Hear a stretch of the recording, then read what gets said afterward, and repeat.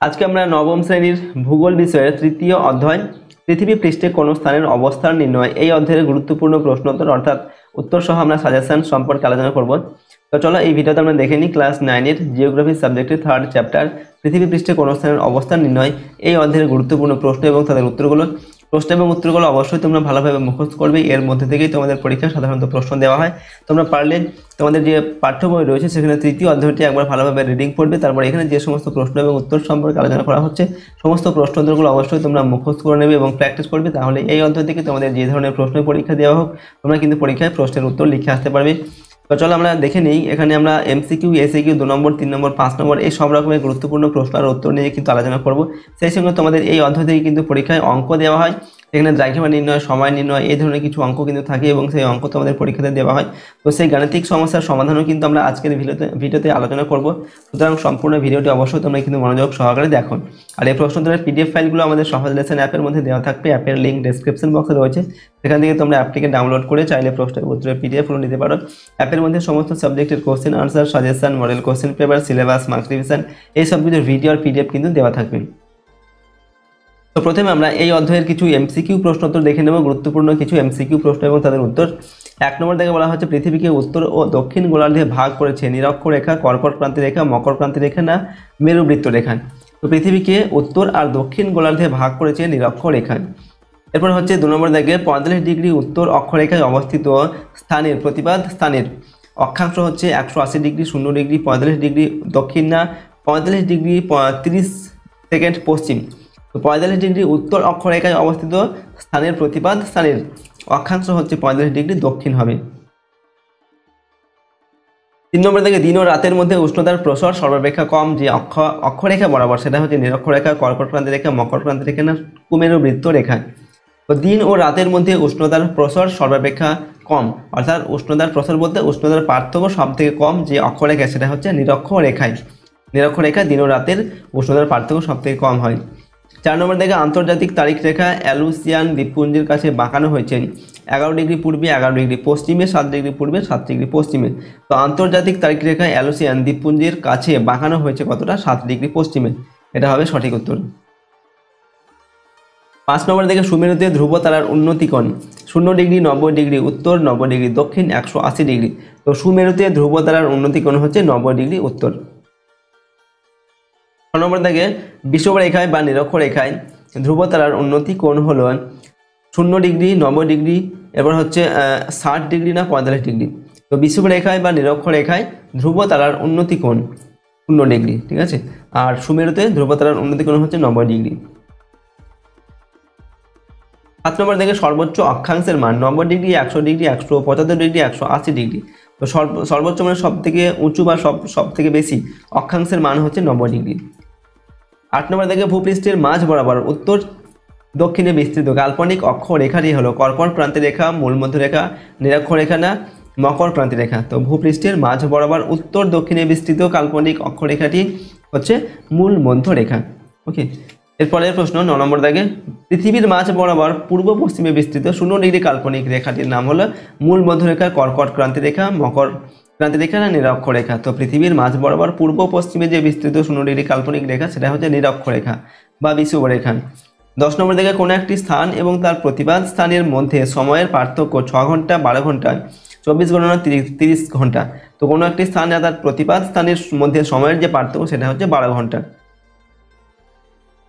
11 নম্বর থেকে দ্রাঘিমা রেখাগুলির আকৃতি বৃত্তাকার, অর্ধবৃত্তাকার, আয়তাকার, সরলরৈখিক। তো দ্রাঘিমা রেখার আকৃতি হচ্ছে অর্ধবৃত্তাকার, ঠিক আছে। দ্রাঘিমা রেখাগুলি হচ্ছে কিন্তু অর্ধবৃত্তাকার হয়ে থাকে, ওকে পূর্ণবৃত্ত নয় কিন্তু।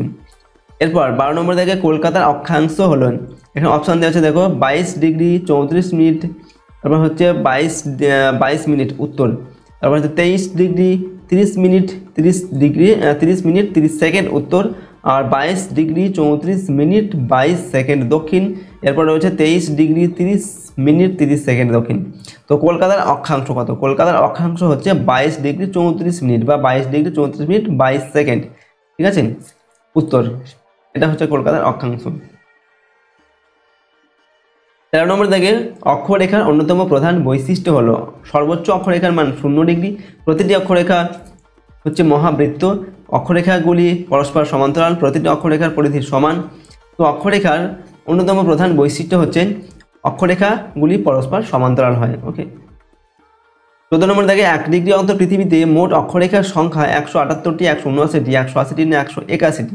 তো 1 ডিগ্রি অন্তর পৃথিবীতে মোট অক্ষরেখার সংখ্যা হচ্ছে 178টি। এখানে মোট অক্ষরেখার সংখ্যা 178টি, যদি নিরক্ষরেখাকে ধরা হয় তাহলে কিন্তু 179টি হবে। ঠিক আছে, নিরক্ষরেখাকে ধরলে 179টি হবে। তো পরের প্রশ্ন দেখবো আমরা 15 নম্বর দাগে পশ্চিম গোলার্ধ থেকে পূর্ব গোলার্ধে যেতে আন্তর্জাতিক তারিখ রেখা অতিক্রম করলে দিন কমে বাড়ে একই থেকে না দ্বিগুণ হয়। তো পশ্চিম গোলার্ধ থেকে যদি পূর্ব গোলার্ধে যাওয়া হয়, পশ্চিম গোলার্ধ থেকে পূর্ব গোলার্ধে, তাহলে কিন্তু দিন বাড়ে, আর পূর্ব গোলার্ধ থেকে পশ্চিম গোলার্ধের দিকে আসলে দিন কমে যাবে। ওকে, একদিন কমে যাবে। 16 নম্বর দাগে হচ্ছে কলকাতা ও এলাহাবাদের মধ্যে স্থানীয় সময়ের পার্থক্য 20 ডিগ্রি, 22 ডিগ্রি, 24 ডিগ্রি না 26 ডিগ্রি। তো কলকাতা আর এলাহাবাদের মধ্যে স্থানীয় সময়ের পার্থক্য হচ্ছে এখানে দেখা যাচ্ছে 20 মিনিট, 22 মিনিট, 24 মিনিট আর 26 মিনিট। উত্তর হবে 20 মিনিট, 24 মিনিট। ওকে, কলকাতা আর এলাহাবাদের মধ্যে স্থানীয় সময়ের যে পার্থক্য সেটা হচ্ছে 24 মিনিট। 17 নম্বর দাগে কোন স্থানের দ্রাঘিমাংশ নির্ণয় করার জন্য যে রেখার সাহায্য নেওয়া হয় সেটি হলো মূল মধ্যরেখা, 180 ডিগ্রি দ্রাঘিমা রেখা, নিরক্ষরেখা না কোনোটিই নয়। তো কোনো স্থানের দ্রাঘিমাংশ নির্ণয়ের জন্য যে যন্ত্রের সাহায্য, যে রেখার সাহায্য নেওয়া হয় সেটা হচ্ছে মূল মধ্যরেখার সাহায্যে কোনো স্থানের দ্রাঘিমাংশ নির্ণয় করা হয়।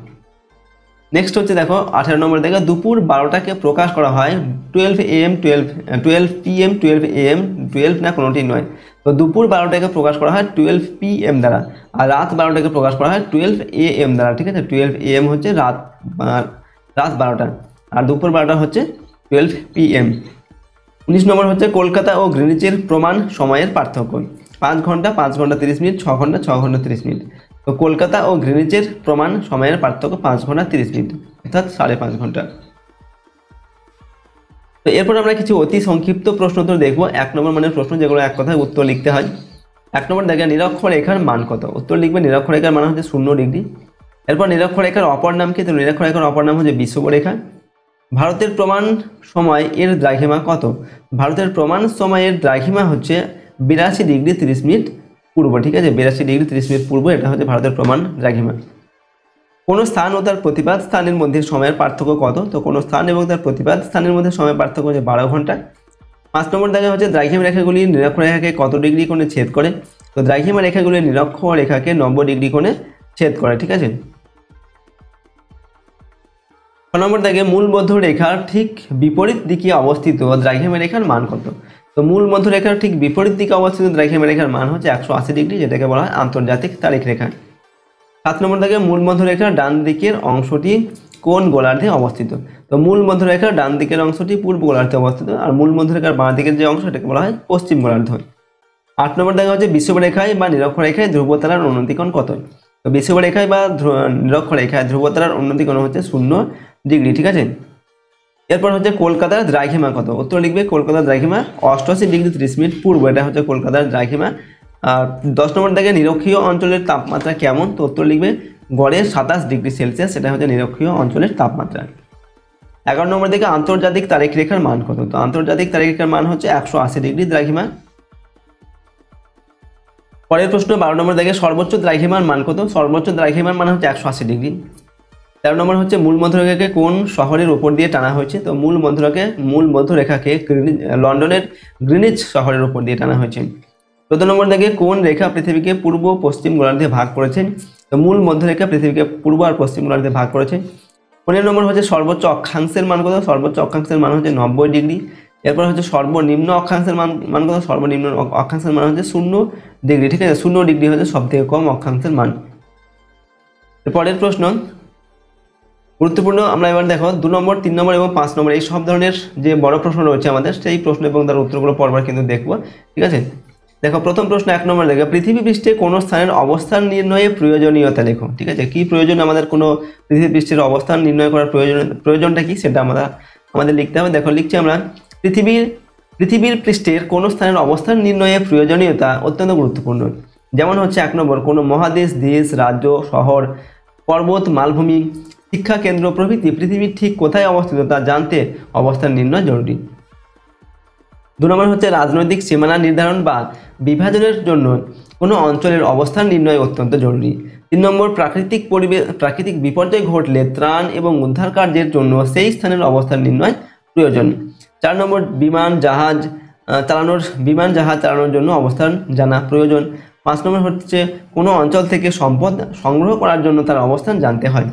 তো এইগুলো আমরা কিছু কারণ লিখলাম, ঠিক আছে। পৃথিবী পৃষ্ঠের কোনো স্থানের অবস্থান নির্ণয় এর যে প্রয়োজন সেগুলো আমরা কিন্তু লিখলাম।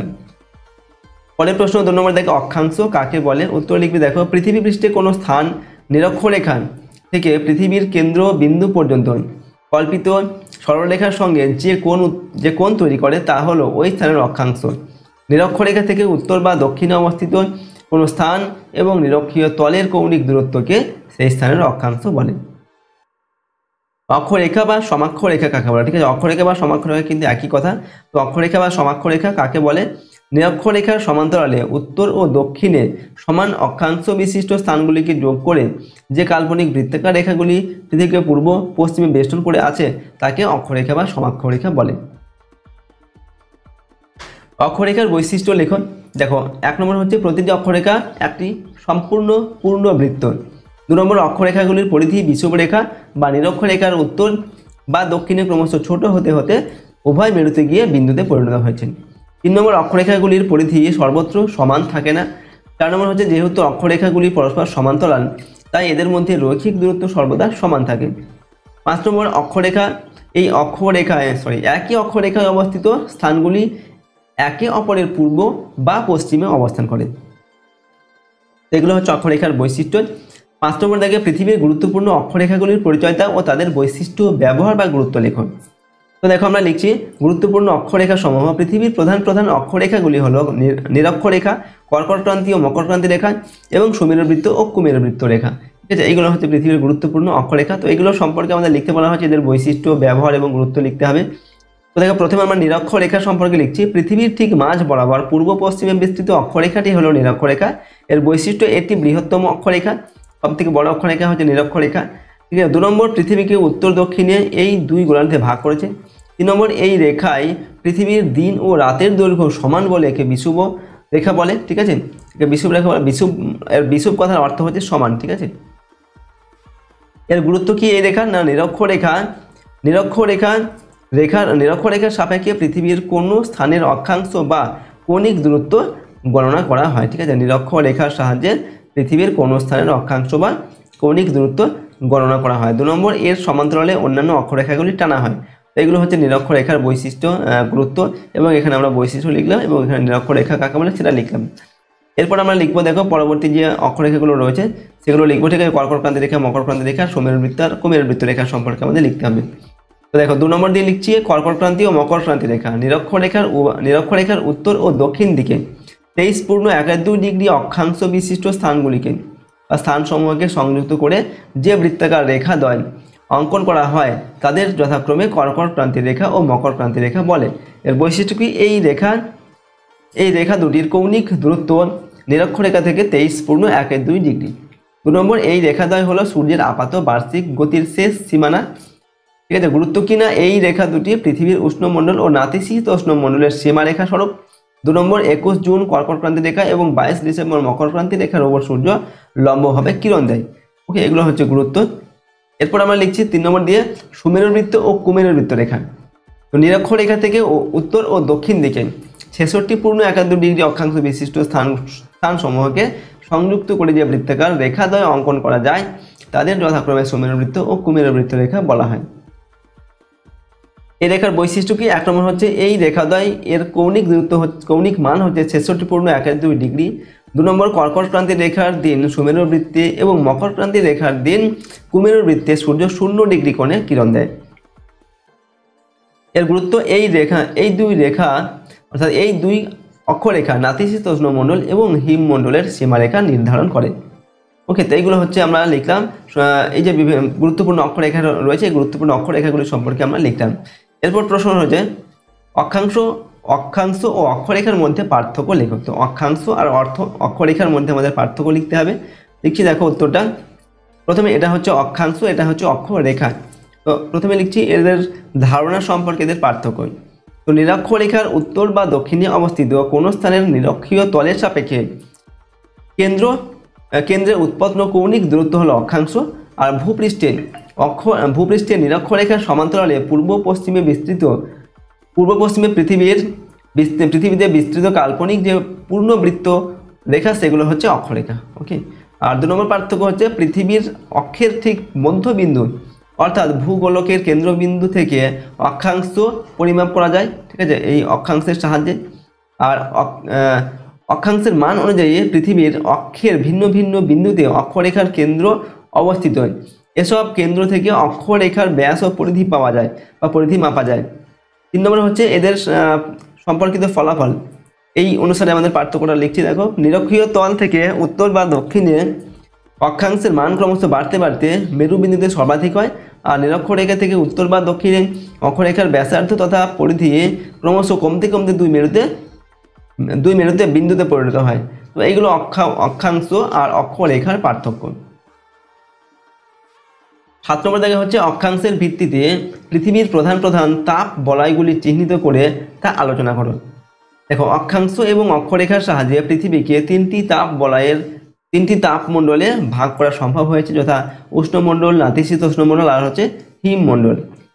প্রথমে আমরা উষ্ণমণ্ডল সম্পর্কে লিখছি। দেখো, এর অবস্থান কোথায় না নিরক্ষরেখা অর্থাৎ 0 ডিগ্রি থেকে 23.5 ডিগ্রি উত্তর এবং 23.5 ডিগ্রি দক্ষিণ অক্ষাংশের মধ্যে উষ্ণমণ্ডল অবস্থিত। ঠিক আছে, 23.5 বা 23.12 ডিগ্রিও কিন্তু থাকতে পারে এটা। তো এখানে হচ্ছে এর অবস্থান উষ্ণমণ্ডলের। এরপর এর বৈশিষ্ট্য কীরকম না, 1 নম্বর হচ্ছে নিরক্ষীয় অঞ্চলে সারা বছর সূর্যরশ্মি লম্বভাবে পড়ে। 2 নম্বর নিরক্ষীয় অঞ্চলে সারা বছরই 12 ঘন্টা দিন এবং 12 ঘন্টা রাত বিরাজ করে। 3 নম্বর হচ্ছে উষ্ণমণ্ডলের বার্ষিক গড় তাপমাত্রা হচ্ছে 27 ডিগ্রি সেলসিয়াস। এখানে 4 নম্বর হচ্ছে এখানে ঋতু বৈচিত্র্য দেখা যায় না, কারণ সারা বছর একটি ঋতু গ্রীষ্মকাল এখানে বিরাজ করে। এগুলো হচ্ছে এর বৈশিষ্ট্য। এরপর আমরা লিখছি নাতিশীতোষ্ণ মণ্ডল সম্পর্কে। তো এর অবস্থানটা কোথায় না পৃথিবীর উভয় গোলার্ধে 23.5 ডিগ্রি উত্তর ও দক্ষিণ অক্ষাংশ থেকে শুরু করে 66.5 ডিগ্রি উত্তর ও দক্ষিণ অক্ষাংশের মধ্যে নাতিশীতোষ্ণ মণ্ডল অবস্থিত। বৈশিষ্ট্য 1 নম্বর হচ্ছে নাতিশীতোষ্ণ মণ্ডলে সূর্যরশ্মি তির্যকভাবে পড়ে। 2 নম্বর হচ্ছে উষ্ণতা নাতিশীতোষ্ণ প্রকৃতির হয়। 3 নম্বর উষ্ণতার প্রসারও মাঝারি প্রকৃতির হয়। ঠিক আছে, উষ্ণতার প্রসার মানে হচ্ছে উষ্ণতার পার্থক্য মাঝারি রকমের হয়। এরপর 3 নম্বর হচ্ছে হিমমণ্ডল সম্পর্কে লিখছি। দেখুন, এর অবস্থান কোথায় না পৃথিবীর উভয় গোলার্ধের 66.5 ডিগ্রি উত্তর ও দক্ষিণ অক্ষাংশ থেকে 90 ডিগ্রি উত্তর ও দক্ষিণ অক্ষাংশের মধ্যে হিমমণ্ডল অবস্থিত। বৈশিষ্ট্য হচ্ছে হিমমণ্ডলে সারা বছর সূর্য অতি তির্যকভাবে কিরণ দেয়। 2 নম্বর হচ্ছে এখানে কোনো স্থানে 6 মাস দিন ও 6 মাস রাত্রি থাকে। 3 নম্বরে হিমমণ্ডলের গড় তাপমাত্রা 0 ডিগ্রি সেলসিয়াসের নিচে থাকে। তো এগুলো আমরা 3টি তাপমণ্ডল সম্পর্কে কিন্তু লিখলাম। ঠিক আছে, উষ্ণমণ্ডল, নাতিশীতোষ্ণমণ্ডল আর হচ্ছে হিমমণ্ডল সম্পর্কে। 4 নম্বর থেকে প্রশ্ন, দ্রাঘিমা রেখা কাকে বলে? ঠিক আছে, তো দেখো লিখবে এখানে মূল মধ্য রেখা থেকে দ্রাঘিমা বা দ্রাঘিমাংশ কাকে বলে? তো মূল মধ্য রেখা থেকে পূর্ব ও পশ্চিমে কোনো স্থানের নিরক্ষীয় তল বরাবর কৌণিক দূরত্বকে সেই স্থানের দ্রাঘিমা বলে। অর্থাৎ পৃথিবীর কেন্দ্রে মূল মধ্য রেখা থেকে পূর্বে ও পশ্চিমে কোনো স্থানের কৌণিক দূরত্বকে সেই স্থানের দ্রাঘিমা বলে। উদাহরণস্বরূপ কলকাতার দ্রাঘিমাংশ 88 ডিগ্রি 30 মিনিট পূর্ব কৌণিক দূরত্ব বলতে বোঝায় কলকাতার নিরক্ষীয় তল বরাবর মূল মধ্যরেখা থেকে পূর্বে 88 ডিগ্রি 30 মিনিট কৌণিক দূরত্বে অবস্থিত। এরপর দ্রাঘিমা রেখা বা দেশান্ত রেখা কাকে বলে? যেটা আমরা লিখলাম দ্রাঘিমা বা দ্রাঘিমাংশ কাকে বলে, এটা হচ্ছে দ্রাঘিমা রেখা বা দেশান্ত রেখা কাকে বলে। ঠিক আছে, উত্তর লিখবে দেখো সুমেরু বিন্দু থেকে কুমেরু বিন্দু পর্যন্ত ভূপৃষ্ঠের উপর উত্তর দক্ষিণে বিস্তৃত অর্ধবৃত্তাকার কাল্পনিক রেখাগুলিকে দ্রাঘিমা রেখা বলে। 10 নম্বর দেখা হচ্ছে দ্রাঘিমা রেখার প্রধান বৈশিষ্ট্যগুলি লেখো। তো 1 নম্বর বৈশিষ্ট্য, প্রতিটি দ্রাঘিমা রেখা অর্ধবৃত্তাকার। 2 নম্বর, প্রতিটি দ্রাঘিমা রেখার পরিধি সমান। 3 নম্বর হচ্ছে দ্রাঘিমা রেখাগুলি পরস্পর সমান্তরাল নয়। 4 নম্বর হচ্ছে মূল মধ্যরেখা থেকে পূর্ব ও পশ্চিমে দ্রাঘিমা রেখার মান ক্রমান্বয়ে বাড়তে থাকে। ওকে। 5 নম্বর, দ্রাঘিমা রেখার সর্বনিম্ন মান হচ্ছে 0 ডিগ্রি এবং সর্বোচ্চ মান হচ্ছে 180 ডিগ্রি। 11 নম্বর থেকে দ্রাঘিমা রেখার ব্যবহার বা গুরুত্ব লেখো। 1 নম্বর এর ব্যবহার কি না পৃথিবী পৃষ্ঠের কোন স্থান মূল মধ্যরেখা থেকে কতটা পূর্ব বা পশ্চিমে অবস্থিত তা দ্রাঘিমা রেখার সাহায্যে জানা যায়। 2 নম্বর হচ্ছে মূল মধ্যরেখা থেকে পৃথিবীর পূর্ব বা পশ্চিমে অবস্থিত স্থানসমূহের সময় নির্ণয় করা হয়। 3 নম্বর, কোনো দেশের বা প্রদেশের সীমানা চিহ্নিত করতে দ্রাঘিমা রেখা ব্যবহৃত হয়। এগুলো হচ্ছে দ্রাঘিমা রেখার ব্যবহার বা গুরুত্ব। 12 নম্বর থেকে গুরুত্বপূর্ণ দ্রাঘিমা রেখা ও তাদের বৈশিষ্ট্য, ব্যবহার ও গুরুত্ব লেখন। দেখো, মূল মধ্যরেখা যেটার মান হচ্ছে 0 ডিগ্রি এবং আন্তর্জাতিক তারিখ রেখা যার মান হচ্ছে 180 ডিগ্রি, এগুলো হচ্ছে সবচেয়ে গুরুত্বপূর্ণ দ্রাঘিমা রেখা। প্রথমে আমরা মূল মধ্যরেখা সম্পর্কে লিখছি। লন্ডনের গ্রিনিচ শহরের উপর দিয়ে উত্তরে সুমেরু থেকে দক্ষিণে কুমেরু পর্যন্ত বিস্তৃত যে দ্রাঘিমা রেখা কল্পনা করা হয়েছে তাকে মূল মধ্যরেখা বলে। মূল মধ্যরেখার বৈশিষ্ট্য কি? 1 নম্বর হচ্ছে মূল মধ্যরেখা একটি অর্ধ বৃত্তাকার দ্রাঘিমা রেখা। 2 নম্বর হচ্ছে এর মান হচ্ছে 0 ডিগ্রি। 3 নম্বরে এই রেখা থেকে কোনো স্থান কতটা পূর্ব বা পশ্চিমে অবস্থিত তা জানা যায়। এর গুরুত্ব হচ্ছে কি? মূল মধ্যরেখার পূর্ব দিকে 180 ডিগ্রি দ্রাঘিমা পর্যন্ত পূর্ব গোলার্ধ এবং পশ্চিম দিকে 180 ডিগ্রি দ্রাঘিমা পর্যন্ত পশ্চিম গোলার্ধ বিস্তৃত। এরপর 2 নম্বর হচ্ছে মূল মধ্যরেখাকে ভিত্তি করে অন্যান্য দ্রাঘিমা রেখাগুলি টানা হয়। 3 নম্বর, এই রেখায় স্থানীয় সময়কে পৃথিবীর প্রমাণ সময় বা জিএমটি হিসাবে ধরা হয়। তো এগুলো হচ্ছে মূল মধ্যরেখার গুরুত্ব আর বৈশিষ্ট্য লিখলাম। এরপর দেখো আমরা লিখছি 180 ডিগ্রি দ্রাঘিমা সম্পর্কে, অর্থাৎ আন্তর্জাতিক তারিখ রেখা সম্পর্কে।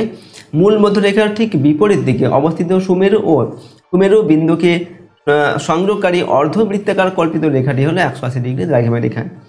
এর বৈশিষ্ট্য হচ্ছে এটি একটি অর্ধবৃত্তাকার দ্রাঘিমা রেখা। 2 নম্বর, মূল মধ্যরেখার ঠিক বিপরীত দিকে এই রেখাটি কল্পনা করা হয়েছে। 3 নম্বর, এরপর আমরা লিখছি, দেখো গুরুত্ব লিখছি আন্তর্জাতিক তারিখ রেখা বা 180 ডিগ্রি দ্রাঘিমা রেখার গুরুত্ব কি? 1 নম্বর হচ্ছে মূল মধ্যরেখা ও 180 ডিগ্রি দ্রাঘিমা রেখা মিলিতভাবে পূর্ব ও পশ্চিম গোলার্ধ সৃষ্টি করেছে।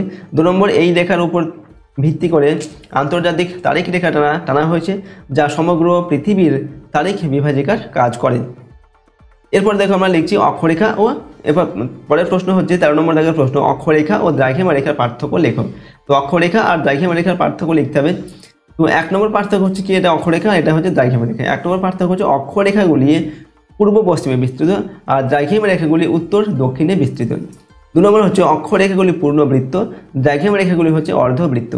3 নম্বর, অক্ষরেখার অপর নাম সমাক্ষরেখা, দ্রাঘিমা রেখার অপর নাম হচ্ছে দেশান্তর রেখা। 4 নম্বর হচ্ছে অক্ষরেখাগুলি পরস্পর সমান্তরাল, দ্রাঘিমা রেখাগুলি পরস্পর সমান্তরাল নয়। 5 নম্বর, প্রতিটি অক্ষরেখার কোণের সমষ্টি হচ্ছে 360 ডিগ্রি আর প্রতিটি দ্রাঘিমা রেখার কোণের সমষ্টি হচ্ছে 180 ডিগ্রি। তো এগুলো আমরা অক্ষরেখা আর দ্রাঘিমা রেখার পার্থক্য লিখলাম। 14 নম্বর থেকে হচ্ছে দ্রাঘিমার সঙ্গে সময়ের সম্পর্কে লেখো। তো 1 নম্বর হচ্ছে প্রতি 1 ডিগ্রি দ্রাঘিমায় সময়ের পার্থক্য হয় 4 মিনিট। এটা হচ্ছে দ্রাঘিমার সঙ্গে সময়ের একটা সম্পর্ক। 2 নম্বর, সূর্য যখন কোনো দ্রাঘিমায় ঠিক মাথার উপরে থাকে তখন দুপুর 12টা ধরে দিনের বাকি সময়ের হিসাব করা হয়।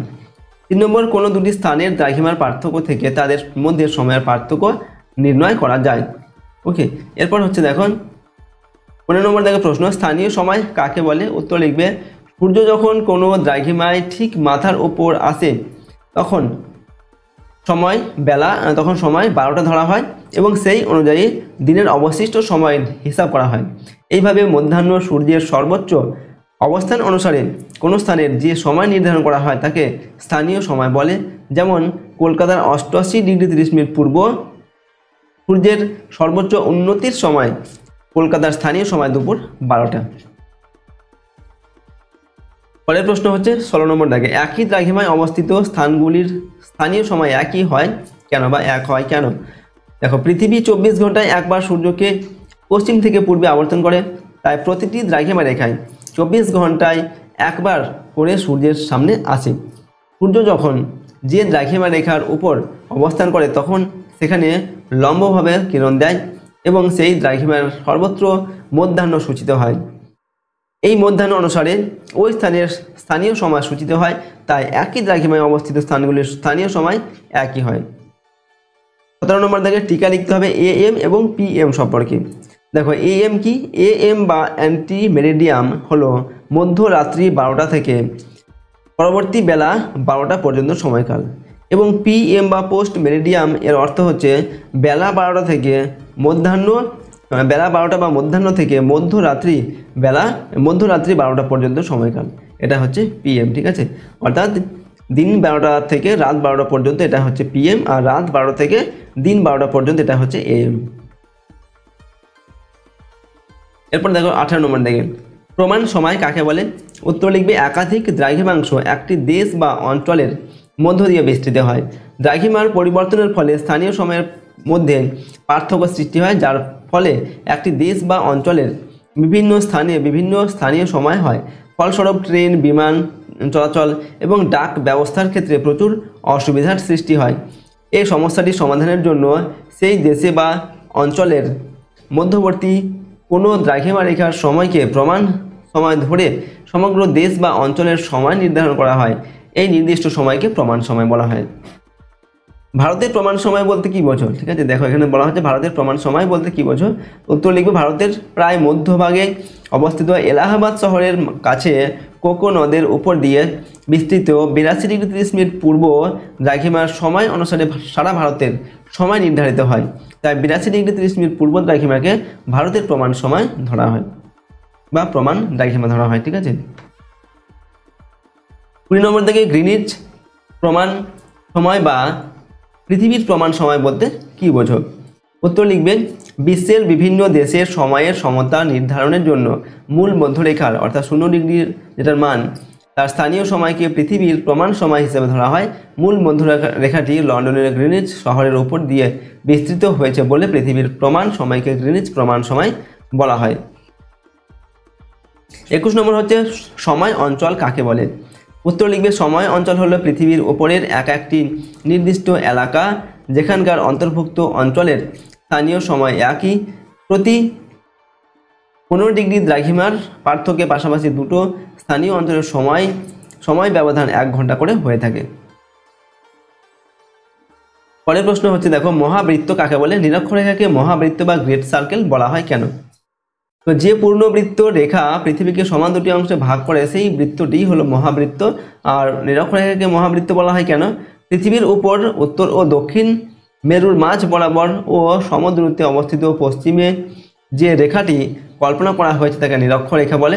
এটি একটি পূর্ণবৃত্ত এবং সবচেয়ে বড় পরিধির বৃত্ত, সেই জন্য নিরক্ষরেখাকে মহাবৃত্ত বলে। মহাবৃত্ত বরাবর পৃথিবীকে কাল্পনিকভাবে কাটলে পৃথিবী সমান 2 ভাগে বিভক্ত হবে। মহাবৃত্তের অক্ষাংশ হচ্ছে 0°।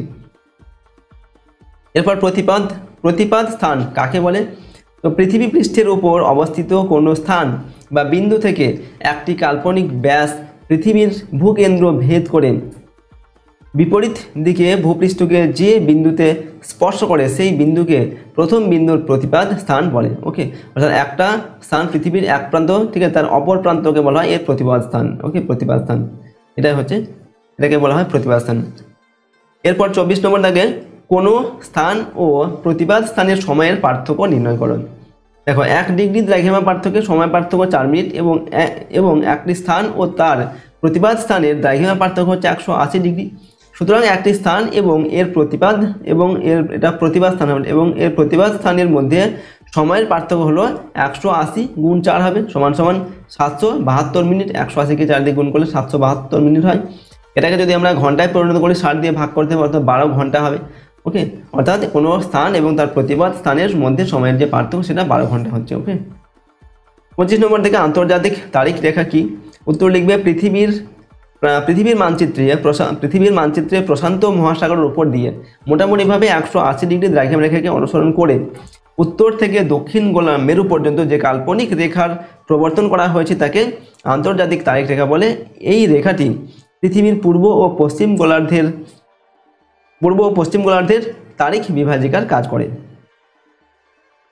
পরের প্রশ্ন 26 নম্বর থেকে আন্তর্জাতিক তারিখ রেখার গুরুত্ব বা প্রয়োজনীয়তা লেখো। ঠিক আছে, আন্তর্জাতিক তারিখ রেখার গুরুত্ব অথবা প্রয়োজনীয়তা লিখতে হবে। তো 1 নম্বর হচ্ছে আন্তর্জাতিক তারিখ রেখা না থাকলে সমগ্র পৃথিবীর তারিখ বা দিনের ভারসাম্য রক্ষা হতো না। 2 নম্বর হচ্ছে মূল মধ্যরেখা থেকে পূর্ব দিকে 1° দ্রাঘিমা অন্তর 4 মিনিট সময় বাড়ে এবং পশ্চিমে 4 মিনিট সময় কমে। এইভাবে ক্রমাগত পূর্ব দিকে গিয়ে 180° পূর্ব দ্রাঘিমায় 12 ঘন্টা সময় বেড়ে যায় এবং 180° পশ্চিমে 180° পশ্চিম দ্রাঘিমার সময় 12 ঘন্টা হ্রাস পায় বা 12 ঘন্টা কমে যায়। এরপর দেখো 27 নম্বর দেখে 180 ডিগ্রি দ্রাঘিমাকে আন্তর্জাতিক তারিখরেখা বলে কেন? উত্তর লিখবে 180 ডিগ্রি দ্রাঘিমাকে পূর্ব বা পশ্চিম দিক থেকে অতিক্রম করলে একদিন বেড়ে যায়, একদিন বেড়ে বা কমে যায় বলে এই রেখাকে আন্তর্জাতিক তারিখরেখা হিসাবে গণ্য করা হয়। 28 নম্বর দেখে 180 ডিগ্রি পূর্ব ও 180 ডিগ্রি পশ্চিম দ্রাঘিমাকে কেন একই দ্রাঘিমা রেখা বলা হয়? তো 180 ডিগ্রি পূর্ব ও 180 ডিগ্রি পশ্চিম দ্রাঘিমা দুটি একই স্থানে অবস্থিত বলে এই দ্রাঘিমা রেখা দুটিকে একই দ্রাঘিমা রেখা বলে। ভূগোলকে একটি দ্রাঘিমা রেখার দ্বারাই উভয় দ্রাঘিমা রেখাদ্বয়কে বোঝানো হয়। ঠিক আছে, অর্থাৎ একটা রেখায় যেটা পূর্ব দ্রাঘিমা 180 ডিগ্রি পূর্ব দ্রাঘিমা এবং 180 ডিগ্রি পশ্চিম দ্রাঘিমা নামে কিন্তু পরিচিত। 29 নম্বর দেখেন আন্তর্জাতিক তারিখ রেখা বাঁকিয়ে আঁকা হয়েছে কেন, অথবা আন্তর্জাতিক তারিখ রেখা 180 ডিগ্রি দ্রাঘিমা রেখাকে অনুসরণ করেনি কেন? তো আন্তর্জাতিক তারিখ রেখা একটানা 180 ডিগ্রি দ্রাঘিমা রেখা বরাবর বিস্তৃত হয়নি। 180 ডিগ্রি দ্রাঘিমা রেখা সাইবেরিয়ার উত্তর পূর্ব প্রান্ত এবং কয়েকটি বিচ্ছিন্ন দ্বীপ প্রশান্ত মহাসাগরের উপর দিয়ে বিস্তৃত হয়েছে। সাইবেরিয়ার উত্তর পূর্ব অংশের স্থলভাগ এবং দ্বীপগুলির নিকট আন্তর্জাতিক তারিখ রেখাকে সামান্য পূর্ব বা পশ্চিমে কিছুটা বেঁকে জলভাগের উপর দিয়ে কল্পনা করা হয়েছে, যার ফলে সময়ের হিসাবে কোনো গোলমাল হওয়ার সম্ভাবনা নেই। এরপর দেখো 30 নম্বর দেখো ভৌগোলিক জালক বা ভূজালক কাকে বলে? তো মানচিত্রে কোনো স্থানের অবস্থান নির্ণয়ের জন্য অসংখ্য অক্ষরেখা ও দ্রাঘিমা রেখা দিয়ে ভূজালক তৈরি করা হয় ও ভূপৃষ্ঠে অবস্থিত যে কোনো স্থানের অবস্থান নির্ণয় করা হয়। ঠিক আছে, এরপর রৈখিক দূরত্ব কাকে বলে? তো কোনো সমতল জায়গায় দুটি স্থানের দূরত্ব সোজাসুজি ফিতে বা দড়ি দিয়ে মাপার পর ওই মাপটিকে সেন্টিমিটার, মিটার, কিলোমিটার ইত্যাদির মাধ্যমে প্রকাশ করা হয়। এইভাবে দূরত্ব প্রকাশ করাকে রৈখিক দূরত্ব বলে। এরপর দেখো 32 নম্বর দেখো ক্রনোমিটার কি বা ক্রনোমিটার কাকে বলে? তো ক্রনোমিটার হলো সময় নির্ণয়কারী এক বিশেষ ধরনের ঘড়ি যা জাহাজের নাবিকদের কাজে লাগে। এই ঘড়ি গ্রিনিচের সময়কেও সূচিত করে, তবে এটি দিয়ে কোনো দ্রাঘিমা রেখার স্থানীয় সময় অনুসারে ঠিক করা যায়। সাধারণত নাবিকরা এর সাহায্যে গ্রিনিচের সময় জেনে জাহাজের অবস্থান সম্পর্কে জানতে পারেন। ওকে, 33 নম্বর হচ্ছে সেক্সট্যান্ট কি? এখানে দেখো উত্তর লিখবে সেক্সট্যান্ট হলো সূর্যের সর্বোচ্চ উন্নতি কোণ অর্থাৎ মধ্যাহ্ন বা দুপুর 12টা। ঠিক আছে, এই মধ্যাহ্ন নির্ণয়কারী অক্ষাংশ পরিমাপক যন্ত্র। এই যন্ত্রে একটি শক্তিশালী দূরবীন লাগানো থাকে। কোনো স্থানের অক্ষাংশ নির্ণয় করতে হলে ধ্রুবতারা অর্থাৎ উত্তর, ঠিক আছে, ধ্রুবতারা যেটা উত্তর গোলার্ধ, ঠিক আছে, বা হ্যাডলির অক্ট্যান্ট যেটা দক্ষিণ গোলার্ধে অবস্থিত, এই নক্ষত্রের অভিমুখে রাখা হয়। এই দুই নক্ষত্রের উন্নতি কোণ নির্দিষ্ট স্থানটির অক্ষাংশগত অবস্থান নির্দেশ করে। ওকে, সেটাই হচ্ছে সেক্সট্যান্ট যন্ত্র সম্পর্কে আমরা লিখলাম। পরের প্রশ্ন হচ্ছে দেখো এখানে আমরা এরপর দেখো কিছু গাণিতিক সমাধানের যে সূত্র সেগুলো আমরা প্রথমে দেখে নেব। ঠিক আছে, তো এখানে আমরা দেখো তোমাদের টোটাল এখানে প্রশ্ন আমরা 33টা প্রশ্ন এবং উত্তর কিন্তু আলোচনা করলাম। এই প্রশ্ন উত্তরগুলো অবশ্যই তোমরা কিন্তু ভালোভাবে মুখস্থ করবে। প্রথমে পাঠ্য বইটিকে পারলে একবার রিডিং করবে, তারপর প্রশ্ন এবং উত্তরগুলোকে মুখস্থ করে নেবে প্রতিটা প্রশ্ন উত্তর। ঠিক আছে, এগুলোর মধ্যেই তোমাদের কিন্তু পরীক্ষা প্রশ্ন সাধারণত দেওয়া হয়, সুতরাং সমস্ত প্রশ্ন উত্তর তোমরা মুখস্থ করে নেবে। তো এরপর আমরা দেখবো তোমাদের যে অঙ্ক এই অধ্যায় থেকে দেওয়া হয়, সেই অঙ্কের আগে কয়েকটি সূত্র রয়েছে, সেই সূত্রগুলো আমরা জেনে নেব, তারপর কয়েকটি অঙ্ক আমরা এখানে কিন্তু সমাধান করব। তো দেখো প্রথম হচ্ছে 1 নম্বর সূত্র, যেটা 1 ডিগ্রি দ্রাঘিমার পার্থক্যের কারণে সময়ের পার্থক্য হয় 4 মিনিট। এটা কিন্তু মনে রাখতে হবে, অর্থাৎ 1 ডিগ্রি দ্রাঘিমার পার্থক্যের জন্য সময়ের পার্থক্য হয় 4 মিনিট, অথবা 15 ডিগ্রি দ্রাঘিমার পার্থক্যের কারণে সময়ের পার্থক্য হয় 1 ঘন্টা। ঠিক আছে, 2 নম্বর হচ্ছে পৃথিবীর পশ্চিম থেকে পূর্ব দিকে সময় বাড়ে এবং পূর্ব থেকে পশ্চিমের সময় কমে। অর্থাৎ যদি আমরা পৃথিবীর পশ্চিম থেকে পূর্ব দিকে যাই তাহলে সেই সময় পশ্চিম থেকে পূর্ব দিকে গেলে সময় বাড়বে, আর যদি পূর্ব থেকে পশ্চিম দিকে আসি তাহলে সময় কমবে। এটা মনে রাখতে হবে। 3 নম্বর হচ্ছে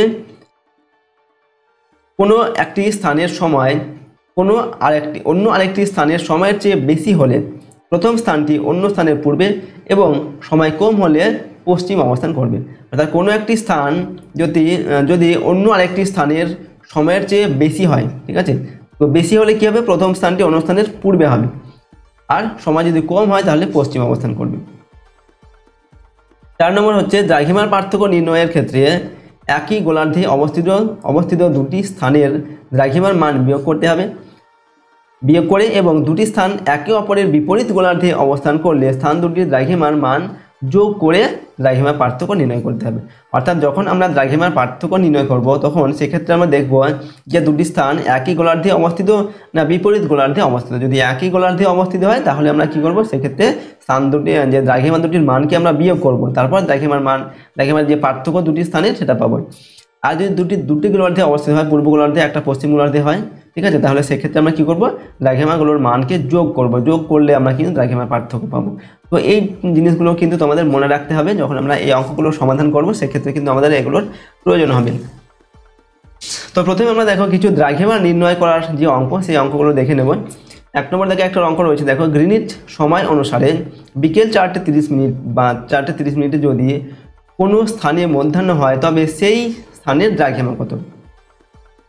এখানে বলা হয় যে গ্রিনিচ সময় অনুসারে বিকেল 4:30 যদি কোনো স্থানের মধ্যাহ্ন হয়, অর্থাৎ গ্রিনিচের সময় হচ্ছে 4:30, 4:30 বিকেলবেলা, ঠিক আছে, এবং সেই স্থানে অন্য একটা স্থানের সেখানে মধ্যাহ্ন হচ্ছে, অর্থাৎ দুপুর 12টা হচ্ছে, তবে সেই স্থানটার দ্রাঘিমা কত বের করতে হবে। তো দেখো গ্রিনিচের সময় যখন বিকেল 4:30 তখন উক্ত স্থানটির সময় হচ্ছে মধ্যাহ্ন অর্থাৎ বেলা 12টা। এটা আমাদের প্রশ্নে দেওয়া আছে। অর্থাৎ স্থানটি হচ্ছে গ্রিনিচের পশ্চিমে অবস্থিত।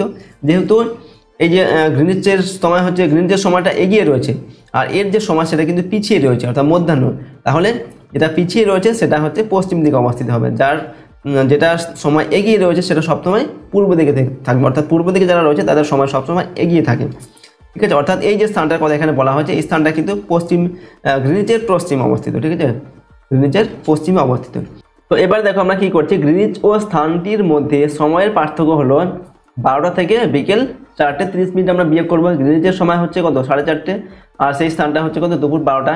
তো এটা থেকে আমরা বিয়োগ করছি 12টা থেকে 4:30 বিকেল, তো আমাদের কত হচ্ছে 270 হবে টোটাল। দেখো এখানে 12টা থেকে 12টা, 1টা 2টো 3টে 4টে, অর্থাৎ কি হচ্ছে 4 ঘন্টা 30 এটা হবে আমাদের 4 ঘন্টা 30 4 ঘন্টা মানে কত, 4 6 24, 240 প্লাস এই 30 40 আর 30 কত কথা হয়, 70 হয়, 270 হয়, অর্থাৎ 270 পাচ্ছি, ঠিক আছে, এদের বিয়োগফলটা। ওকে, তো এই 270 আমরা কি করবো, দেখো 4 মিনিট সময় পার্থক্যের দ্রাঘিমা পার্থক্য হয় 1 ডিগ্রি, যেটা আমরা প্রথম সূত্রে দেখেছি 1 ডিগ্রি দ্রাঘিমা পার্থক্যে সময়ের পার্থক্য হয় 4 মিনিট। এটাকে আমরা ঘুরিয়ে লিখলাম, ঠিক আছে, 4 মিনিট সময়ের পার্থক্য হয়, সময়ের পার্থক্যের দ্রাঘিমা পার্থক্য হয় 1 ডিগ্রি, যেহেতু আমাদের এখানে দ্রাঘিমা নির্ণয় করতে হবে তার জন্য। তাহলে 1 মিনিট সময়ের পার্থক্যের দ্রাঘিমা পার্থক্য হবে 1/4 ডিগ্রি। এবার 270 মিনিটে কত ডিগ্রি দ্রাঘিমা পার্থক্য হবে সেটা আমরা বের করব। তো লিখছি দেখো 270 মিনিট সময়ের পার্থক্যে দ্রাঘিমা পার্থক্য হবে 1 গুণ 270/4। এটাকে কাটাকুটি করতে হবে অর্থাৎ ভাগ করতে হবে, ঠিক আছে। দেখো যদি আমরা এটাকে ভাগ করি 200 কত দেওয়া আছে, 270 দেওয়া আছে, 270কে যদি আমরা 4 দিয়ে ভাগ করি কত হবে, একবার 4 6 প্রথমে দেবে 6 দিয়ে, 4 6 24, এটা বাংলায় লিখবো 4 6 24, ঠিক আছে। 24কে আমরা বিয়োগ করছি, তার কি এটা হবে 7, তারপর শূন্যটা এখানে আমরা নামিয়ে দিচ্ছি, তারপর যাবে কত দিয়ে 7 দিয়ে যাবে, 4 7 28, 2 10 8 28, এটাকে বিয়োগ করলে কত হবে 2 হবে, ঠিক আছে। এই যে 2 থাকছে, তো আমরা কত পেলাম, এই যে এটা ডিগ্রি পেলাম, ঠিক আছে। আর এই 2 ডিগ্রি বাকি থাকছে, এই 2 ডিগ্রিটাকে যদি আমরা মিনিট করি কী হবে, 60 দিয়ে গুণ করতে হবে, তো 60 গুণে 120 হবে। এই 120কে আবার এই 4 দিয়ে ভাগ করব, 4 দিয়ে ভাগ করলে কত হয়, 4 দিয়ে ভাগ করলে হচ্ছে 3 4 12 হবে, 3 4 12, ঠিক আছে। আর এই শূন্য দিয়ে দেবে এখানে, একটা তো 30 হচ্ছে, অর্থাৎ 67 ডিগ্রি 30 মিনিট হবে, ঠিক আছে।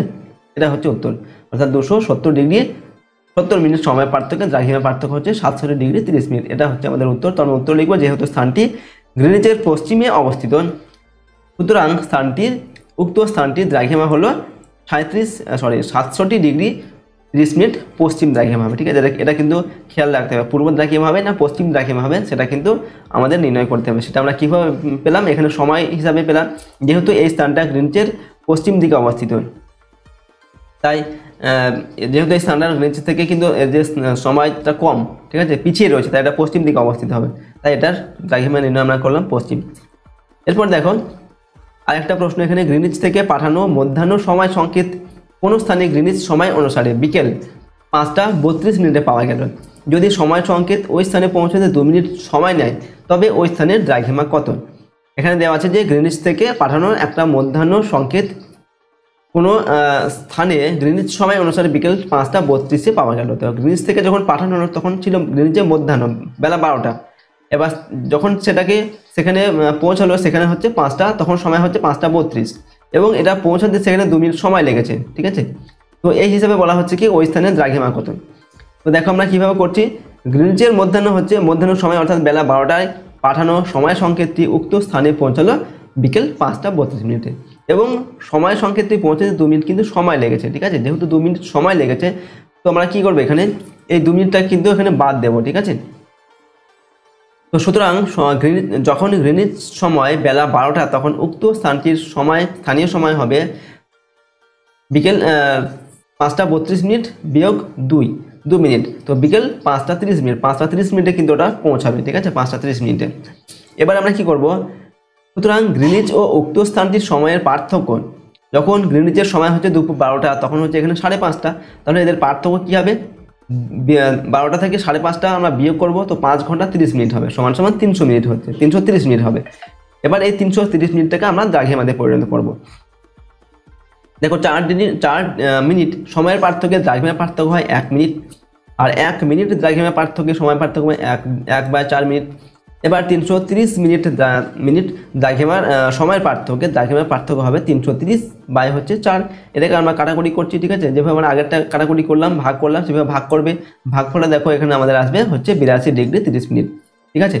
তো আমরা উত্তর লিখবো, যেহেতু গ্রিনিচের সময় অপেক্ষা উক্ত স্থানটির সময় এগিয়ে রয়েছে, ঠিক আছে, এটা কিন্তু এগিয়ে রয়েছে, সুতরাং স্থানটি গ্রিনিচের পূর্ব দিকে অবস্থিত হবে এবং স্থানটির দ্রাঘিমা হবে, গ্রিনিচের দ্রাঘিমা হচ্ছে 0 ডিগ্রি, ঠিক আছে। তো 0 যোগ এখানে যদি অন্য কোনো দ্রাঘিমা থাকতো কোনো মান, যেমন 6 ডিগ্রি বা 7 ডিগ্রি, সেটা আমরা এখানে লিখতাম। যেহেতু গ্রিনিচের সময় দ্রাঘিমা 0 ডিগ্রি, তাই 0 ডিগ্রি দিয়ে যোগ করবো, 0 ডিগ্রি আর হচ্ছে এই 82°30'। তো 82°30' পূর্ব হবে স্থানটির দ্রাঘিমা, যেহেতু এটা গ্রিনিচের থেকে আগে রয়েছে সময়, ঠিক আছে, বিকেল এখানে, আর গ্রিনিচের সময় হচ্ছে বেলা 12টা, তো সেহেতু এটা পূর্ব দিকে অবস্থিত হবে, যেটা হচ্ছে দ্রাঘিমা 82°30' পূর্ব। এরপর আমরা সময় নির্ণয়ের কয়েকটি প্রশ্ন এবং তাদের সমাধানগুলো দেখব। 1 নম্বর দেখে, যদি বাংলাদেশের রাজধানী ঢাকায়, ঠিক আছে, 90 ডিগ্রি পূর্ব এর দ্রাঘিমা রয়েছে, একটি এশিয়া কাপের ক্রিকেট ম্যাচ শুরু হয় সকাল 10টায়, তবে ভারতের সেই ক্রিকেট ম্যাচের সরাসরি সম্প্রচার কখন শুরু হবে। দেখো এখানে কি দেওয়া আছে, ভারতের প্রমাণ সময় হচ্ছে আমরা জানি কত, 82°30' পূর্ব, তাই ঢাকা ও ভারতের প্রমাণ সময়ের পার্থক্য কত হবে, 90 ডিগ্রি বিয়োগ এটা ঢাকার প্রমাণ সময়, প্রমাণ দ্রাঘিমা এখানে দেওয়া আছে, ঠিক আছে, প্রমাণ দ্রাঘিমার পার্থক্য হবে 90 ডিগ্রি বিয়োগ হচ্ছে 82°30' পূর্ব। তো এখানে আমরা বিয়োগফলটা পাচ্ছি হচ্ছে 7°30' পূর্ব, ঠিক আছে, 90 থেকে 82°30' বিয়োগ করলে 7°30' হবে, ওকে। এবার দেখো এখন 1 ডিগ্রি দ্রাঘিমার পার্থক্যে সময় পার্থক্য কত হয়, 4 মিনিট। তাহলে 7 ডিগ্রি, প্রথমে আমরা শুধু ডিগ্রিটার পার্থক্য করছি, তারপর মিনিটটা পরে করব, ঠিক আছে, একসাথে করা যেতে পারে। তো 7 ডিগ্রি দ্রাঘিমার পার্থক্যে সময় পার্থক্য হবে 4 × 7, ও 4 × 7 28 মিনিট পেলাম। এবার দেখো আবার 1 মিনিট, ঠিক আছে, 1 মিনিট দ্রাঘিমার পার্থক্যে সময় পার্থক্য হয় 4 সেকেন্ড।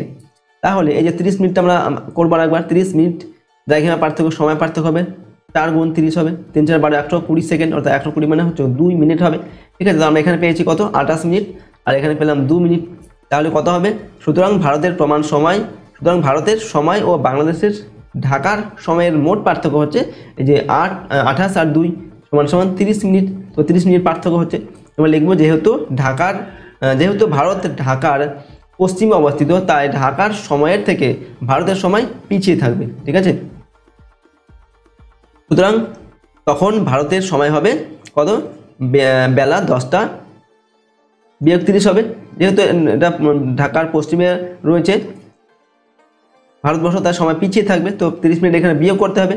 সেই সময় ঢাকার সময় ছিল কত, 10টা ছিল, বেলা 10টা, তো 10টা থেকে 30 মিনিট বিয়োগ করলে বেলা 9:30 হবে, সকাল 9:30 হবে, 9:30 হবে, এটা হচ্ছে আমাদের উত্তর, ঠিক আছে। সুতরাং আমরা উত্তর লিখছি, অর্থাৎ ঢাকায় অনুষ্ঠিত এশিয়া কাপের ক্রিকেট ম্যাচটি সরাসরি সম্প্রচার শুরু হবে ভারতীয় সময় সকাল 9:30, ঠিক আছে, বা 9:30। এটা হচ্ছে আমাদের উত্তর হয়ে গেল। এরপর আরও একটি প্রশ্ন রয়েছে 4 নম্বর দেখে, কলকাতা থেকে একটি বিমান, যেটা দ্রাঘিমা রয়েছে 88°30' পূর্ব, ঠিক আছে, সেটা রাত্রি 8টার সময় দক্ষিণ কোরিয়ার দক্ষিণ কোরিয়ার সিওলের যেটা এখানে দ্রাঘিমা দেওয়া আছে 127 ডিগ্রি পূর্ব, তার উদ্দেশ্যে রওনা করলো। বিমান যেতে 5 ঘন্টা সময় লাগে। ওকে, বিমানটি যেতে সময় লাগলো 5 ঘন্টা। বিমানটি কখন সিওলে পৌঁছাবে? দেখো এখানে আমাদের যে তথ্যগুলো দেওয়া আছে, কলকাতা ও সিওলের দ্রাঘিমা পার্থক্যটা প্রথমে আমরা বের করব। এখানে সিওলের দ্রাঘিমা হচ্ছে 127 ডিগ্রি পূর্ব, কিন্তু আমরা লিখলাম 127 বিয়োগ কলকাতার দ্রাঘিমা হচ্ছে 88 ডিগ্রি 30 মিনিট পূর্ব, তো বিয়োগ 88 ডিগ্রি 30 মিনিট পূর্ব লিখলাম। এবার এটা বিয়োগফল আমাদের কত হচ্ছে? 38 ডিগ্রি 30 মিনিট হবে। ঠিক আছে, বিয়োগফলটা করে দেখে নেবে, 38 ডিগ্রি 30 মিনিট হবে। তো দেখো এবার আমরা কি করব, 1 ডিগ্রি দ্রাঘিমা পার্থক্য সময় পার্থক্য 4 মিনিট হয়, তাহলে এই 38 ডিগ্রি দ্রাঘিমা পার্থক্য সময় পার্থক্য কত হবে? 4 গুণ 38 হবে, 4 গুণ 38 সমান 152 মিনিট। এবারে 30 মিনিটটা থাকছে, 30 মিনিটটা আমরা করবো এবার। অতএব এবার দেখো আবার 1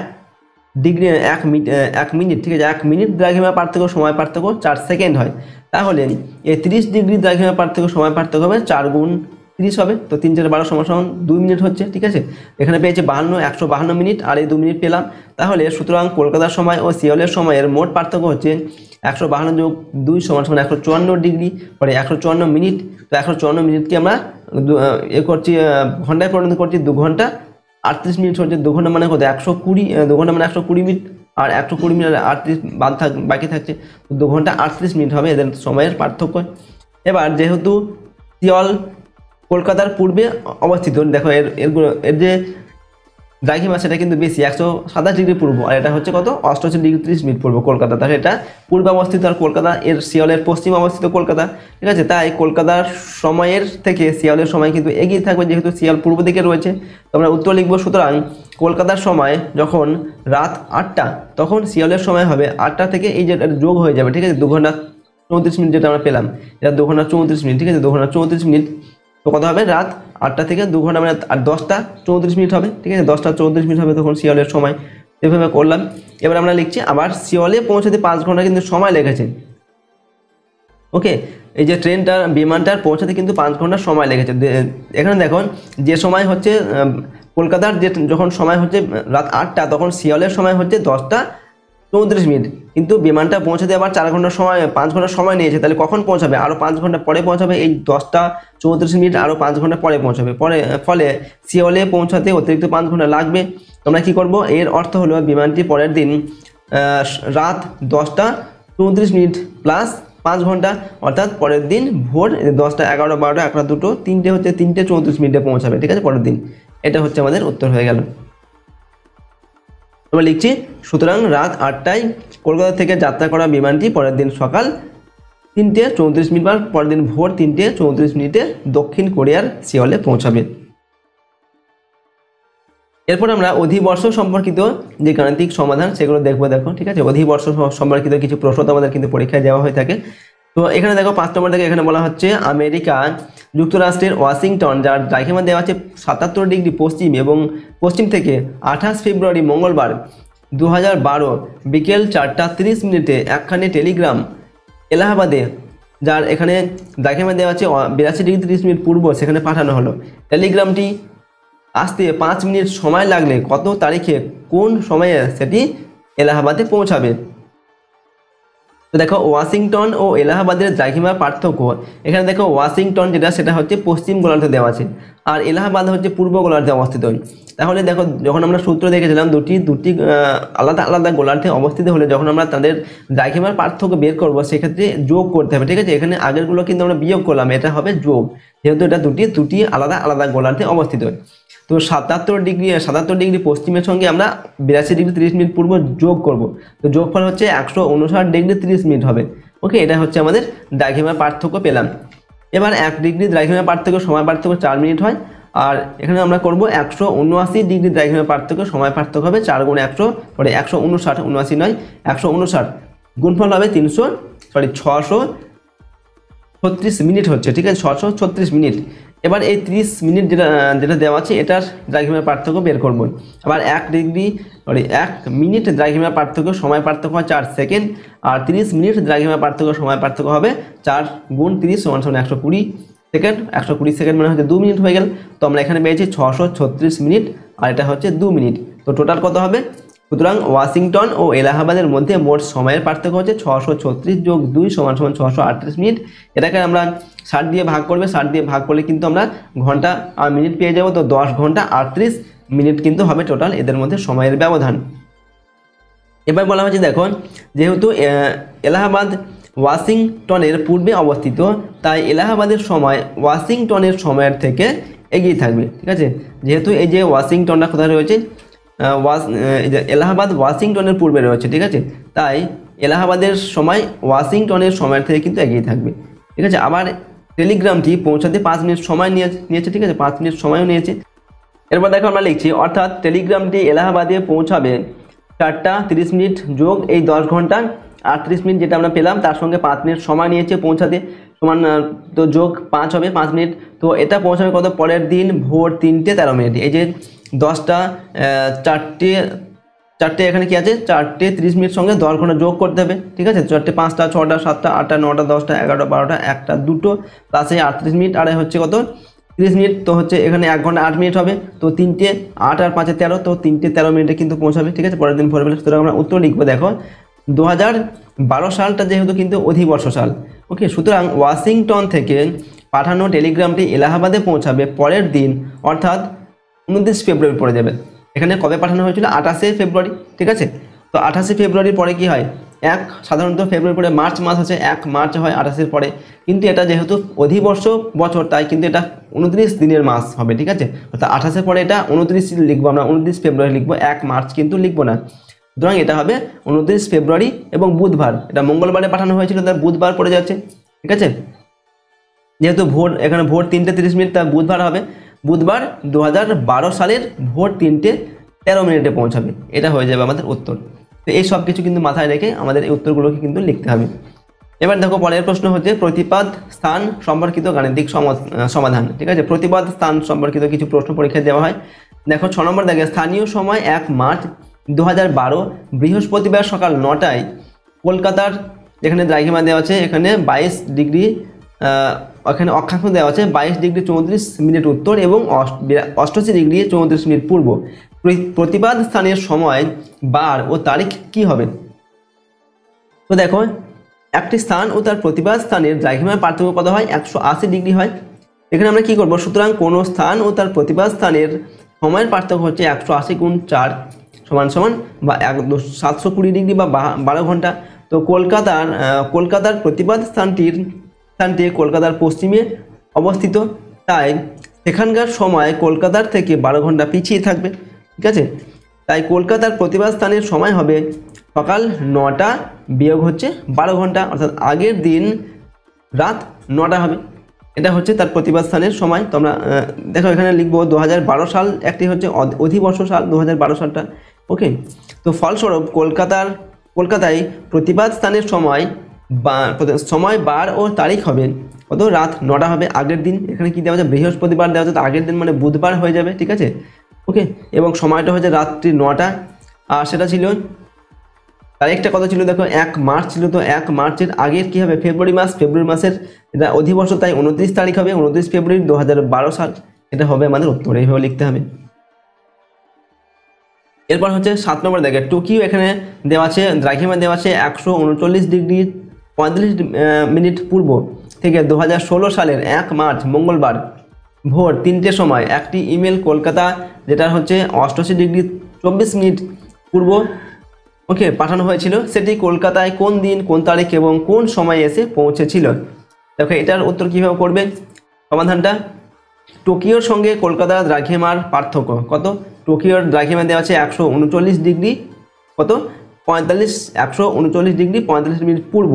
ওকে, আর এটাও হচ্ছে পূর্ব। তো একই দ্রাঘিমায় অবস্থিত, আমাদের বিয়োগ করতে হবে। তো আমরা বিয়োগ করছি 139 ডিগ্রি 45 মিনিট থেকে 88 ডিগ্রি 24 মিনিট বিয়োগ করলাম। বিয়োগফলটা আমাদের হবে 51 ডিগ্রি 21 মিনিট, এটা হবে। এবার দেখো 1 ডিগ্রি দ্রাঘিমা পার্থক্যের জন্য সময় পার্থক্য হয় 4 মিনিট, তাহলে 51 ডিগ্রি 21 মিনিট দ্রাঘিমা পার্থক্যের জন্য সময় পার্থক্য হবে 51 ডিগ্রি 21 গুণ 4 সমান 205 মিনিট হবে এখানে টোটাল। ঠিক আছে, 205 মিনিট 24 সেকেন্ড হবে। গুণফলটা তোমরা করে দেখে নেবে। তো 3 ঘন্টা, এটাকে আমরা যদি ঘন্টায় পরিণত করি, 3 ঘন্টা 25 মিনিট 24 সেকেন্ড হবে। ঠিক আছে, এবার দেখো অর্থাৎ টোকিও এবং কলকাতার মধ্যে সময়ের পার্থক্য আমরা কত পেলাম 3 ঘন্টা 25 মিনিট 24 সেকেন্ড, এটা সময়ের পার্থক্য আমরা পেলাম। তাহলে কি হবে, টোকিওর তুলনায় কলকাতা পূর্ব দিকে কম এগিয়ে বলে কলকাতার সময় টোকিওর থেকে 3 ঘন্টা 25 মিনিট 24 সেকেন্ড কম হবে, যেহেতু কলকাতা টোকিওর থেকে কম পূর্ব দিকে, ঠিক আছে। এখানে বলা হচ্ছে দেখো এখানে টোকিওর তুলনায় কলকাতা পূর্ব দিকে কম এগিয়ে, অর্থাৎ টোকিও কিন্তু কলকাতার পূর্ব দিকে অবস্থিত আর কলকাতা টোকিওর পশ্চিমে অবস্থিত, তার জন্য কি হবে কলকাতার সময়টা কম হবে, এই 3 ঘন্টা 25 মিনিট 24 সেকেন্ড কম হবে, ঠিক আছে কলকাতার। তাহলে দেখো প্রশ্ন অনুসারে 2016 সালের 1 মার্চ মঙ্গলবার টোকিও থেকে ভোর 3টের সময় পাঠানো ইমেলটি কলকাতায় যে স্থানীয় সময় পৌঁছাবে তখন কি হবে, এই যে 3টের সময় পাঠানো হয়েছিল, তো এই সময়টা আমরা যেটা পেলাম এই যে 3 ঘন্টা 25 মিনিট এটা বিয়োগ হয়ে যাবে ভোর 3টে থেকে, তো ভোর 3টে তার সঙ্গে 3 ঘন্টা 25 মিনিট 24 সেকেন্ড বিয়োগ হবে, তো আমরা বিয়োগ করলে কি পাবো, রাত্রি 11টা পাবো। 11টা থেকে যে 3 ঘন্টা 12টা একটা দুটো তার সঙ্গে এটা যোগ হবে, আমাদের 11টা 34 মিনিট 35 সেকেন্ড হবে, ঠিক আছে, রাত্রি 11টা 34 মিনিট 35 সেকেন্ড হবে। এবার এই দিনটা কোন দিন পাচ্ছি, যেহেতু দেখো সুতরাং 2016 সালটি হচ্ছে একটা লিপ ইয়ার বা অধিবর্ষ সাল, তাই ইমেলটি কলকাতায় এসে পৌঁছায় 29শে ফেব্রুয়ারি, যেহেতু এটা 1 মার্চ পাঠানো হয়েছিল, ঠিক আছে 1 মার্চ ছিল, তো 1 মার্চের আমরা কি পেলাম এখানে আগের দিন হয়ে গেল, আগের দিন রাত্রি 11টা হয়ে গেল, তার মানে হচ্ছে আগের দিন মানে সেটাকে ফেব্রুয়ারি মাস, এবং যেহেতু লিপ ইয়ার এটা তাই 29 দিনের মাস হবে ফেব্রুয়ারি মাসটা, তো 29 দিন, এবং এটা বার ছিল মঙ্গলবার ছিল, তো আগের দিন মানে সোমবার হয়ে যাবে, ঠিক আছে, রাত্রি 11টা 34 মিনিট 35 সেকেন্ডে হবে। এই হচ্ছে উত্তর।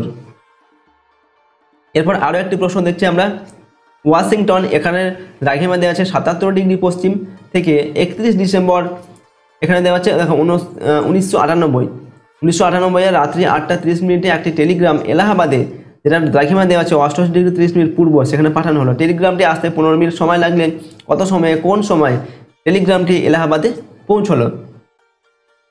দেখো এর উত্তর আমরা করছি, এলাহাবাদের সঙ্গে ওয়াশিংটনের দ্রাঘিমার পার্থক্য।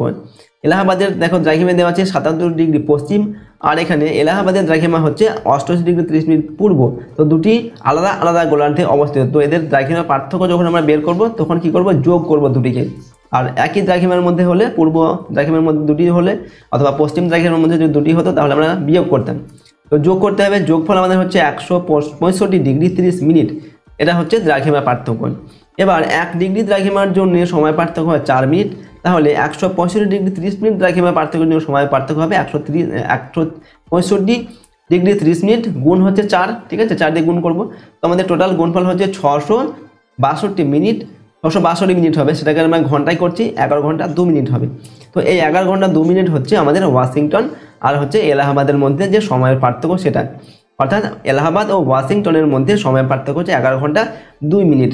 এবার এলাহাবাদ ওয়াশিংটনের চেয়ে পূর্ব দিকে অবস্থিত হওয়ায় ওয়াশিংটনের চেয়ে এলাহাবাদের সময় 11 ঘন্টা 2 মিনিট এগিয়ে থাকবে, যেহেতু দেখো এলাহাবাদ কিন্তু পশ্চিমে অবস্থিত, পশ্চিম গোলার্ধে, আর যে ওয়াশিংটন পশ্চিম গোলার্ধে অবস্থিত আর এলাহাবাদ পূর্ব গোলার্ধে অবস্থিত, তাই এলাহাবাদের সময় কিন্তু এগিয়ে থাকবে, ঠিক আছে, অর্থাৎ এই যে 11 ঘন্টা 2 মিনিট পেলাম এটা কিন্তু আমাদের এলাহাবাদের যে সময় থেকে সময়ের সঙ্গে আমাদের যোগ হয়ে যাবে। তো এরপর দেখো প্রশ্নানুসারে ওয়াশিংটনে যখন 31 ডিসেম্বর 1998 সাল রাত্রি 8টা 30 মিনিট, তখন এলাহাবাদের স্থানীয় সময় হবে কত, এই 8টা 30 মিনিটের সঙ্গে কী হবে 11 ঘন্টা 2 মিনিটটা যোগ হয়ে যাবে, সমান কী হবে সকাল 7টা 32 মিনিট 1 জানুয়ারি 1999, ঠিক আছে, অর্থাৎ এখানে দেখো এই যে 8টা 30 মিনিটের সঙ্গে আমরা 11 ঘন্টা যখন যোগ করছি তখন সকাল 7টা হয়ে যাবে, 8টার পরে 9টা 10টা 11টা 12টা 1টা 2টো 3টে 4টে 5টা 6টা 7টা, ঠিক আছে, 7টা আর 30 আর 2 32 মিনিট, তো 7টা 32 মিনিট হয়ে যাবে, সকাল 7টা 32 মিনিট হয়ে যাবে, ঠিক আছে, অর্থাৎ পরের দিন হয়ে যাচ্ছে, অর্থাৎ এখানে দেখো 1 জানুয়ারি হয়ে গেল, এটা ছিল আমাদের ডিসেম্বর মাসে পাঠানো হয়েছিল, এখানে বলা হয়েছে যে 31শে ডিসেম্বর পাঠানো হয়েছিল, তো পরের দিন সকাল 7টা যেহেতু তার মানে 1 জানুয়ারি পড়ে যাবে, ঠিক আছে, এবং সালটা ছিল 1998, তো সালটাও চেঞ্জ হয়ে যাবে, ঠিক আছে, 1 জানুয়ারিতে 1999 সাল হয়ে যাবে, ঠিক আছে, তো এই সময় কিন্তু এলাহাবাদে এসে পৌঁছাবে। এরপর দেখো আরও বলা হয়েছে যে টেলিগ্রামটি আসতে 15 মিনিট কিন্তু সময় নিয়েছে, তাই এলাহাবাদের টেলিগ্রামটি এসে পৌঁছাবে কখন, সকাল 7টা 32 মিনিটের, এর সঙ্গে কিন্তু এই যে 15 মিনিট আরও কিন্তু যোগ হবে, 15 মিনিট যোগ করলে কত হবে 7টা 32 সঙ্গে 15 যোগ করলে 47 হয়, অর্থাৎ 7টা 47 মিনিট 1 জানুয়ারি 1999 সালে কিন্তু এটা এসে পৌঁছাবে এলাহাবাদে এই টেলিগ্রামটি। ওকে, তো এইভাবে কিন্তু আমরা সমাধানটি করলাম। তো দেখো আজকে আমরা এই ভিডিওতে তোমাদের ক্লাস 9-এর ভূগোল বিষয়ের তৃতীয় অধ্যায় যেটা রয়েছে পৃথিবী পৃষ্ঠে কোন স্থানের অবস্থান নির্ণয়, এই অধ্যায়ের আমরা সমস্ত রকমের গুরুত্বপূর্ণ প্রশ্নোত্তর সম্পর্কে কিন্তু আলোচনা করলাম। সেই সঙ্গে এখানে তোমাদের যে গাণিতিক যে সমস্ত সমস্যাগুলো রয়েছে সেই গাণিতিক সমস্যাগুলোর সমাধানে কিন্তু আমরা আলোচনা করলাম। প্রথমে তোমরা পারলে তৃতীয় অধ্যায়টি তোমরা পাঠ্য বই থেকে একবার রিডিং পড়বে, তারপর এই প্রশ্নোত্তরগুলো অবশ্যই তোমরা খুব ভালোভাবে মুখস্থ করবে এবং এখানে যে অঙ্কগুলো আমরা দিলাম সেই অঙ্কগুলো তোমরা কিন্তু প্র্যাকটিস করবে, তাহলে এই অধ্যায় থেকে সমস্ত ধরনের প্রশ্নের উত্তর তোমরা পরীক্ষায় লিখতে পারবে। ঠিক আছে, আর যদি তোমরা এই সমস্ত প্রশ্ন এবং উত্তরের পিডিএফ ফাইলগুলো পেতে যাও তাহলে সহজ লেসন অ্যাপটিকে ইনস্টল করবে। অ্যাপের লিঙ্ক ডেসক্রিপশন বক্সে দেওয়া আছে, সেখান থেকে তোমরা অ্যাপটিকে ডাউনলোড করে চাইলে প্রশ্ন এবং উত্তরের পিডিএফগুলো নিতে পারো। ওকে, সেখানে অ্যাপের মধ্যে সমস্ত সাবজেক্টের কোশ্চেন আনসার, তারপর suggestion, model question paper, syllabus, mark revision এই সব কিছুর ভিডিও আর পিডিএফ কিন্তু দেওয়া থাকবে। ঠিক আছে, আর যদি আমাদের চ্যানেলে তোমরা নতুন হয়ে থাকো চ্যানেলটিকে অবশ্যই করে সাবস্ক্রাইব করবে, পাশের বেল আইকনে প্রেস করে অল অপশনটিকে সিলেক্ট করবে, ভিডিওটিতে লাইক করবে, ভিডিওটিকে বন্ধু বান্ধবের সঙ্গে অবশ্যই শেয়ার করবে এবং কমেন্ট বক্সে নিজেদের মতামত অবশ্যই লিখে জানাবে। আজকের এই ভিডিওটিকে আমরা এখানে শেষ করছি। সম্পূর্ণ ভিডিওটি দেখার জন্য অসংখ্য ধন্যবাদ।